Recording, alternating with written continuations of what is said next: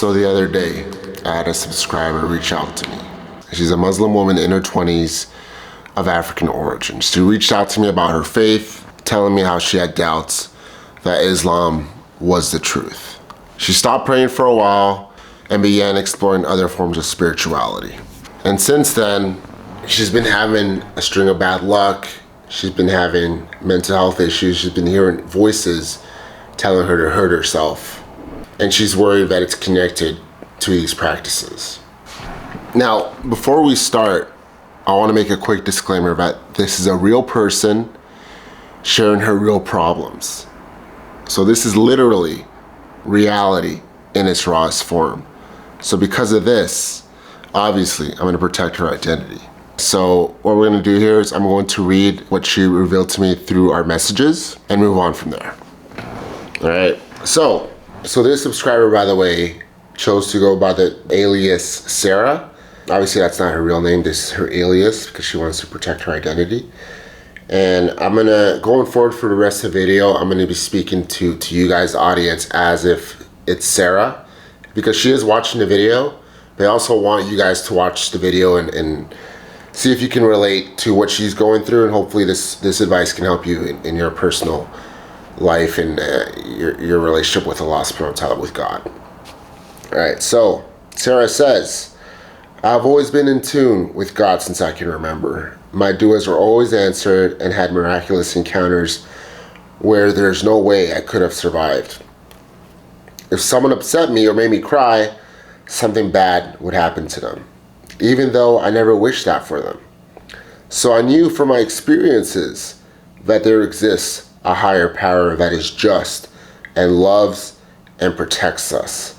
When I became a teenager, I wanted to learn more about Islam, so I begged my mother to enroll me in an Islamic school where I learned more about the deen and deepened my understanding.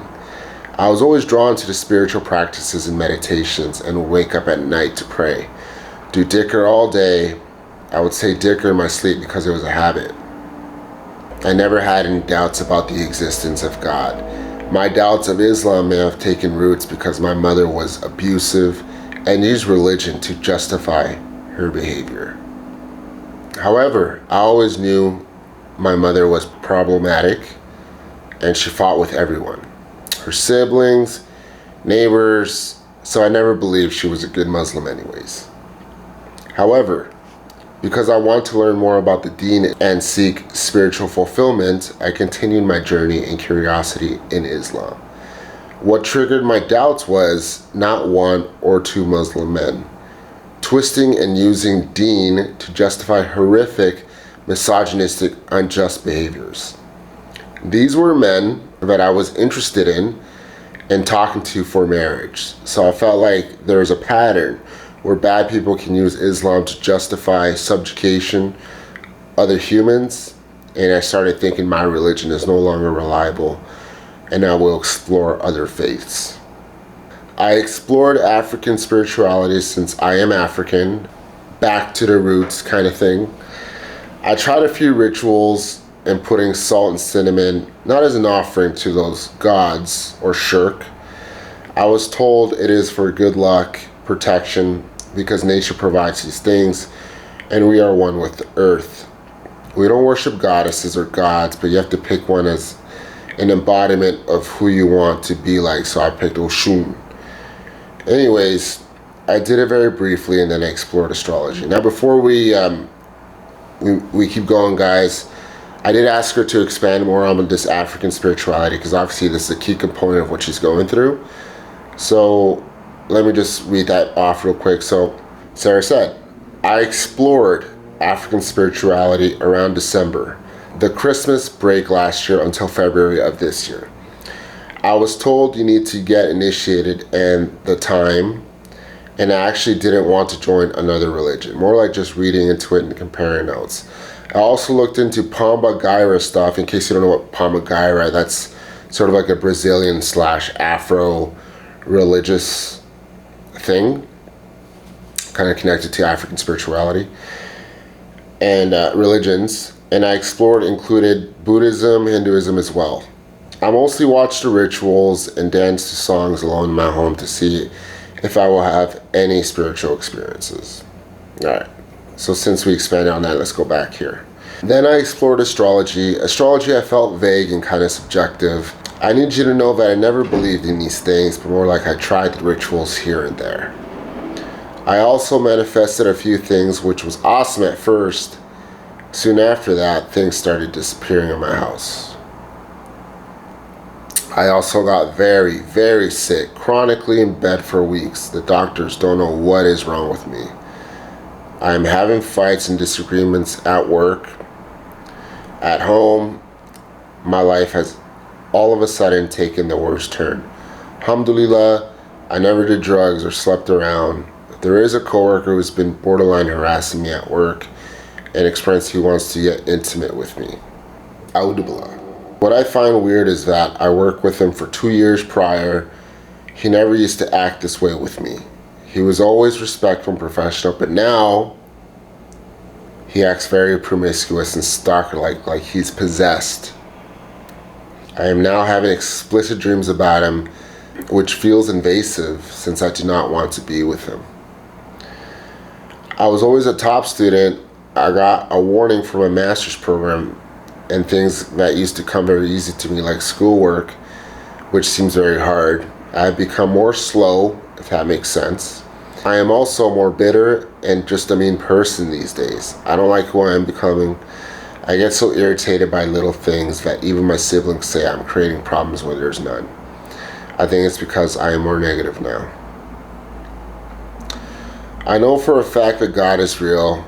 I'm not sure about Islam. For me, I had more peace of mind, contentment, optimism about life when I was practicing my religion. So even if for those selfish reasons, I would like to give it a second chance, I am still skeptical of some Muslims, but believing in Allah never hurt me. I wish Deen was not vague and so people can twist it to abuse others.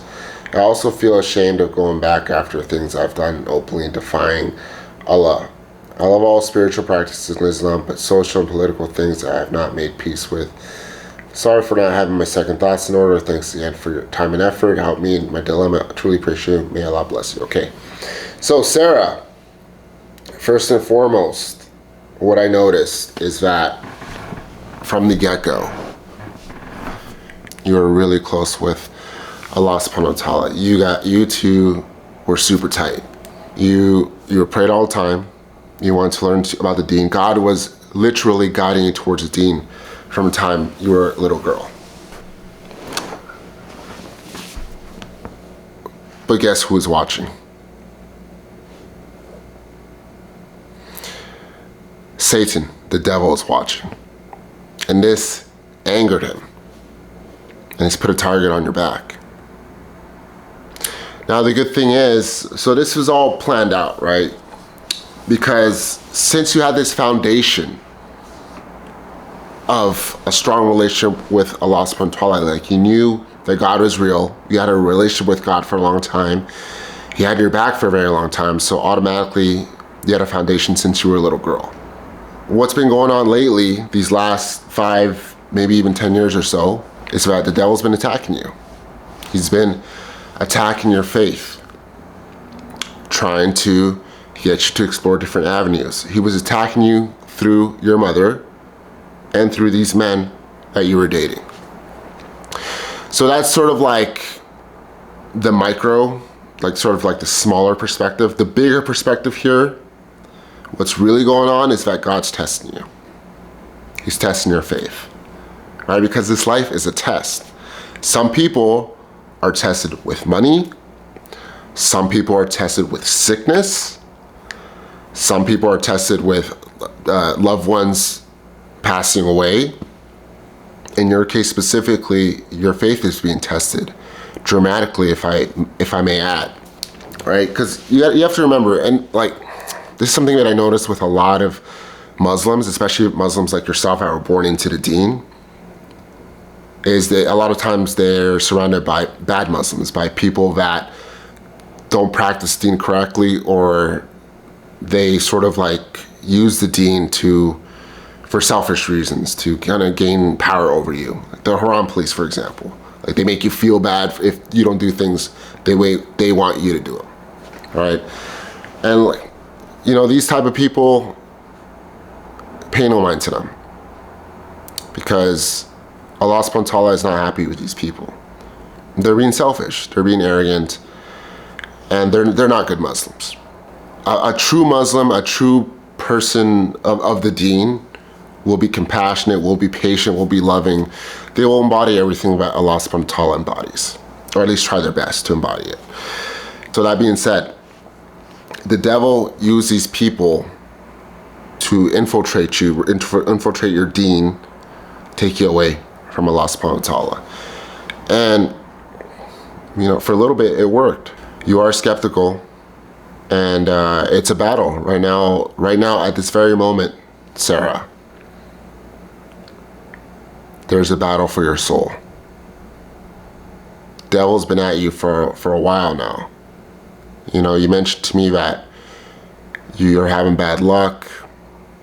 You're hearing voices telling you to off yourself while you're crossing the street. Like, this is Shaitan 101 right here. This is how it gets to you. And why are you going through these bad things? It's because you mentioned it yourself. You stop praying. You stop doing dhikr. That protection that you had with Allah subhanahu wa ta'ala through prayer, through dhikr, tahajjud prayer, started coming down. And when that happens, that's when the devils, the demons, they start attacking. And these manifestations come in the form of bad luck, hearing voices, people in the physical realm attacking you, like your coworker who's lusting over you, being a weirdo stalker dude. And then you're also being attacked by Al-Sheiks, by lust demons, succubus, incubus, trying to sleep with you in your dreams. These are very common demonic attacks. It's a war for your soul right now. Right now you're at the crossroads, and there's two paths that are in front of you right now. One is the path returning to Allah subhanahu wa ta'ala. Another, it's a dark path. The path of darkness is a path that you don't want to go any further into. It's not a coincidence, Sarah, that you found my TikTok when you did. I'm not sure if you've been praying a lot recently, but Allah doesn't give you what you want, He gives you what you need. He brought you to my page because He knew you needed to hear this message at this moment in your life. What's happening right now, Sarah, is Allah subhanahu wa ta'ala is literally knocking at your door. Whether or not you answer it, it's up to you. But that's 100,000% what's going on right now. He's knocking at your door. He wants to be back into your life and allow His nur into your life to shower you with blessings, to protect you from evil, to turn your life back around. And once you do this, I promise you, everything that is bad in your life right now, the mental health problems, the bad luck, your creepy coworker, these bad dreams, will cease to exist. Now, it's gonna take time. These things take time. It's not gonna be an overnight type of thing. This is a few years, a few months, a few years of stuff that's built up that needs to be slowly chipped away. But with patience, like the Quran says, Allah is with the patient. So with patience, you will persevere. You will be in a much better place now because of all the wisdom that you've built up throughout this experience. All right, because you have to remember, in order to grow as a person, in order for your soul to grow, to mature, you have to go through a period of darkness. The midwife knows that if there's no pain, the path for the baby cannot be opened and a mother cannot give birth. And just like a new life cannot come without pain, a new self cannot emerge without struggle. So I actually have a few Quran verses that I want to read to you that sort of relate to your situation. Did you not think that you'd be tested?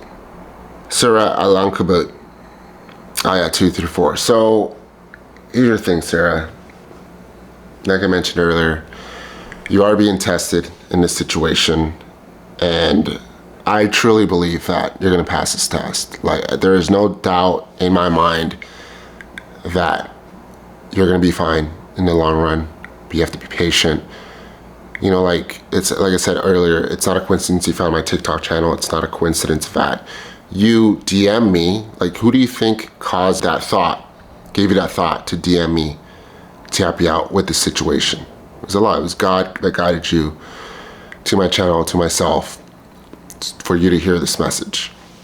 So you might be thinking, Sarah, why is it that I filmed the video instead of just DMing you or calling you on the phone or WhatsApp or something? It's because, Sarah,